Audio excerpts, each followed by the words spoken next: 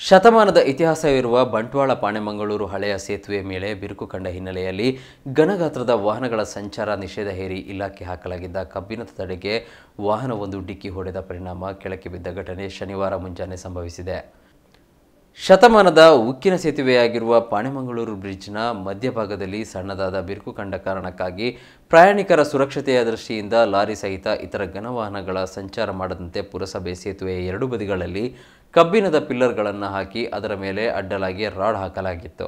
ಆದರೆ ಸೇತುವೆ ಪ್ರವೇಶಕ್ಕೆ ಮೊದಲು ಘನಗಾತ್ರದ ವಾಹನಗಳ ನಿರ್ಬಂಧ ಮಾಡಲಾಗಿರುವ ಬಗ್ಗೆ ಯಾವುದೇ ಸೂಚನಾ ಫಲಕಗಳನ್ನು ಹಾಕದ ಹಿನ್ನೆಲೆಯಲ್ಲಿ ಅರಿವಿಲ್ಲದೆ ಗೂಡ್ಸ್ ಟೆಂಪೋವೊಂದು ಸೇತುವೆಯಲ್ಲಿ ಸಂಚಾರ ಮಾಡಿದಾಗ ರಾಡ್ ಕೆಳಕ್ಕುರುಳಿ ಬಿದ್ದಿದೆ. ಅದೃಷ್ಟವಶಾತ್ ರಾಡ್ ಬೀಳುವ ವೇಳೆ ಹಿಂಬದಿಯಿಂದ ವಾಹನವಿಲ್ಲದ ಕಾರಣ ಯಾವುದೇ ಪ್ರಾಣಹಾನಿ ಸಂಭವಿಸಿಲ್ಲ. ಕಾಮಗಾರಿ ನಡೆಸಿದವರು ಸರಿಯಾಗಿ ರಾಡನ್ನು ಅಳವಡಿಸಿಲ್ಲ ಎಂಬ ಆರೋಪ ಕೂಡ ಕೇಳಿಬಂದಿದೆ. ಅವೈಜ್ಞಾನಿಕ ವಿಧಾನದಲ್ಲಿ ಮಾಡಿರುವ ಕಾಮಗಾರಿ ಜೀವಕ್ಕೆ ಅಪಾಯವಾಗುವ ಸಂಭವವಿದೆ. ವಾಹನದ ಮೇಲ್ಭಾಗ ಡಿಕ್ಕಿಯಾದ ಪರಿಣಾಮ ರಾಡ್ ಕೆಳಗುರುಳಿದೆ. ಬಳಿಕ ಕೆಲ ಹೊತ್ತು ಸಂಚಾರಕ್ಕೆ ಅಡ್ಡಿಯಾಗಿತ್ತು. ಸ್ಥಳೀಯರು ವಾಹನ ಸಂಚಾರಕ್ಕೆ ಅವಕಾಶ ಮಾಡಿಕೊಟ್ಟ ಬಳಿಕ ಮತ್ತೆ ರಾಡನ್ನು ಮೇಲಕ್ಕೆ ಸಿಕ್ಕಿಸಿದ್ದಾರೆ.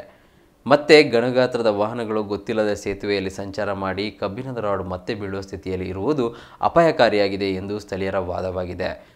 ಇಲಾಖೆ ಕಾಮಗಾರಿ ಮಾಡುವಾಗ ಅದರಿಂದಾಗುವ ಪರಿಣಾಮಗಳ ಬಗ್ಗೆ ಅರಿತು ಮಾಡಬೇಕಿದೆ ಎಂದು ಸ್ಥಳೀಯರು ತಿಳಿಸಿದ್ದಾರೆ.